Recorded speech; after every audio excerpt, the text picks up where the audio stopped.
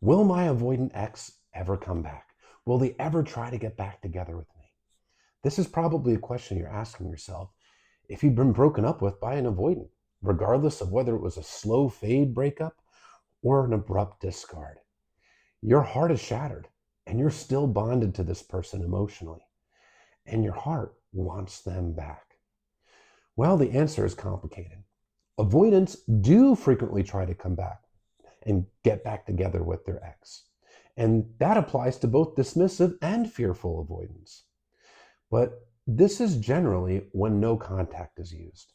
No contact is essential if you've been broken up with by an avoidant, but not necessarily to get them back. Yes, they often do come back when no contact is used, but the primary purpose of no contact is for your own healing. By not chasing a person that really hurt you, a person that treated you like you're an option, you are respecting your own self-worth by going into no contact. And you're taking the opportunity to heal, to grow, to become a wholer, healthier version of yourself. That's what no contact is for. But a side effect of no contact is that the avoidant is given that space to emotionally regulate themselves. When they left the relationship, they were triggered.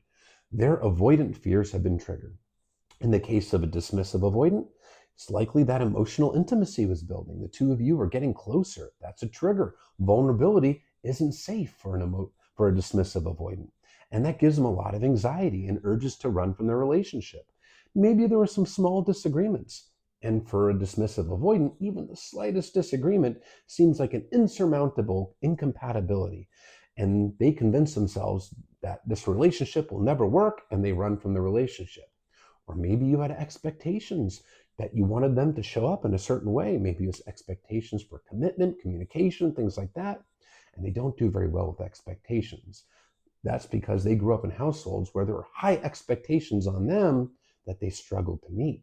So they grow up feeling like they can never meet expectations. So even asking for the bare minimum from them feels overwhelming and contributes to their urges to run from the relationship. Now, in the case of a fearful avoidant, maybe they were building up resentment against you because they don't do well when it comes to communicating their needs. They bottle it up. They've learned to associate that communicating their feelings and needs leads to rejection and abandonment. So they tend to bottle it up. And it builds into resentment over time, but they don't communicate it.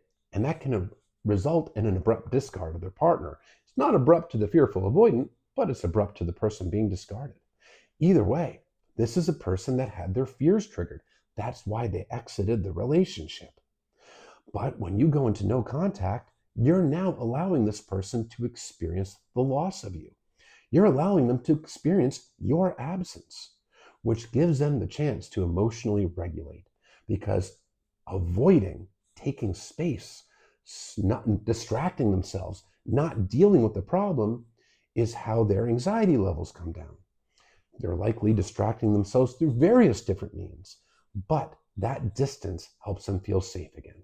And when they feel safe, they start to allow themselves to access their feelings for you. Because when they're triggered, they deactivate. They take their feelings for their partner, they suppress them and bury them, and they don't allow themselves to access their own feelings. It's how they've learned to protect themselves. But as they begin to feel safe because you're not chasing, you're not pursuing, you're not pressuring, well, now they feel safe, they can breathe again, so they start to reminisce. They start to ruminate on you, and that's when they can regret the breakup. Ooh, I made a mistake. And especially in the case of a fearful avoidant, that anxious side gets triggered because fearful avoidants also have an anxious attachment in addition to a dismissive avoidant attachment. So yes, this can result in them breadcrumbing you, trying to get your validation, trying to see if you're still an available option. Or it can also result in them trying to get back into the relationship. So does it happen? Yeah, it happens a lot. There's no guarantee. They might never come back. There is certainly no guarantee on this. The odds are pretty decent if you go into no contact, but there's no promises here.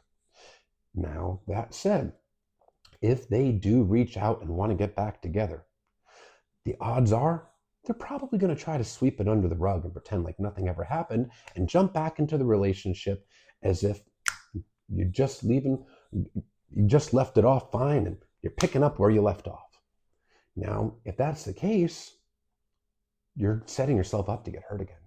Because the same unhealed attachment wounds, the same triggers, same insecurities, they're all still simmering below the surface. If this person has not taken any action to heal themselves, self-reflect, take accountability, show empathy, if they're not doing things like therapy, and they're not committed to doing anything like therapy or self-growth, what's to stop them from getting triggered all over again? It would be inevitable that something in the relationship would trigger them and they'd run all over again. What's the definition of insanity? Doing the same thing over and over and over again, but expecting a different result. So if they haven't actually done anything to heal and grow and become more emotionally available, well, what's to stop them from hurting you in the same manner all over again? It would almost be inevitable. So taking them back with open arms unconditionally is setting yourself up to get your heart shattered all over again. You are under no obligation to take this person back. They hurt you. They stomped on your heart and showed you no empathy. You are certainly within your right to block them, to stay in no contact, or at the very least say, you know what, I care about you, but that really hurt what I went through, and I don't think revisiting the relationship works for me. You're within your rights to do so. But if you do want to give this person another chance, the best thing you can do is take them back conditionally, not unconditionally, meaning under the conditions that they are taking accountability and taking actionable steps to heal and grow and become emotionally available, to actually work on not being so avoidant anymore. Things like therapy, reading books, doing coaching, watching podcasts. There should be all sorts of things that are in their plan to heal, learn, and grow. And if they're not doing any of this stuff, that means they're still avoiding, they're not wanting to do the inner work. And the best thing that you can do is to walk away and protect your heart, because you don't deserve to go through it again. Being discarded once by an avoidant is enough for a lifetime. It hurts just as much the second, third, fourth, fifth time.